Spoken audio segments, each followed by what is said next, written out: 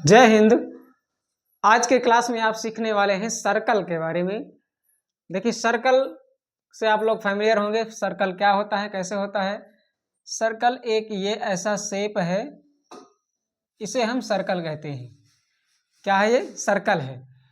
Circle का जो parts होते हैं वो कैसे होते हैं।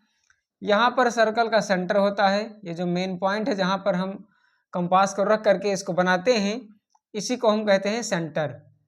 तो अब ये सेंटर से लेकर के और ये जो पूरी जो लाइन होती है बाहर की, सर्कल की ये जो लाइन है, इसको कहते हैं सरकमफ्रेंस। और सेंटर से लेकर के सरकमफ्रेंस तक की जो दूरी होती है, इसे कहते हैं रेडियस। तो ये हो गया रेडियस और ये हो गया सरकमफ्रेंस, और ये बीच में जो पॉइंट है इसको कहते हैं सेंटर। अब इसके आधार पर आपको ये क्वेश्चन सॉल्व करना है। तो आइए पहले देखते हैं कि क्वेश्चन क्या कह रहा है। Find the circumference of circle whose radius is 14 centimetre. यानी ये वो सर्कल है जिसका रेडियस दिया गया है, यानी ये जो रेडियस है यहाँ से लेकर के ये जो डिस्टेंस है ये 14 सेंटीमीटर है। इसके आधार पर हमें क्या बताना है, इसका सरकमफ्रेंस बताना है, यानी ये लेंथ जो पूरी है इसको बताना है। ये आपके पेपर में आ सकता है क्वेश्चन में। ये व्यवहारिक क्वेश्चन भी है कि जैसे कोई गोल वस्तु दे दी गई, जैसे कोई किसी गाड़ी का टायर है, उस टायर को आपको उसका सरकमफ्रेंस बताना है। रेडियस अगर आपको मालूम है तो उसका सरकमफ्रेंस आप बड़ी आसानी से निकाल सकते हैं इस फार्मूला के द्वारा। तो आइए इसको हम सॉल्व करते हैं।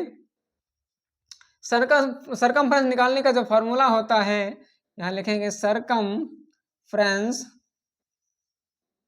ऑफ सर्कल इक्वल टू होता है 2 पाई आर। अब आप कहेंगे कि इसमें 2 पाई आर, इसमें अलग अलग इसकी वैल्यू क्या है। तो हमें पता है कि 2 की वैल्यू तो 2 ये डेफिनेट है, यानी इसको बदलने वाला ये नहीं है। अब पाई होता है, पाई की एक निश्चित वैल्यू होती है। पाई इक्वल टू होता है 22/7। पाई का मान होता है 22/7। और आर क्या है, इसका रेडियस है। हमें इन सब वैल्यू को इसमें पुट कर देना है, यानी 2 का हमने 2 लिख दिया, पाई की जगह हमने लिख दिया 22/7 और आर की वैल्यू हमने लिखा 14। यहाँ मल्टीप्लाई लगाया, यहाँ 14। अब ये हो गया 2 पाई आर।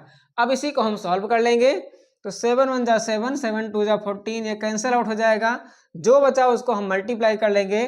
22 2 जा 44 और 44 2 जा 88, यानी 88 सेंटीमीटर इसका हमें सरकमफ्रेंस मिल चुका है। यानी ये जो डिस्टेंस है, अगर इसको हम यहाँ से मापें तो ये जो डिस्टेंस होगी पूरी लेंथ, ये कितना होगी, 88 सेंटीमीटर होगी।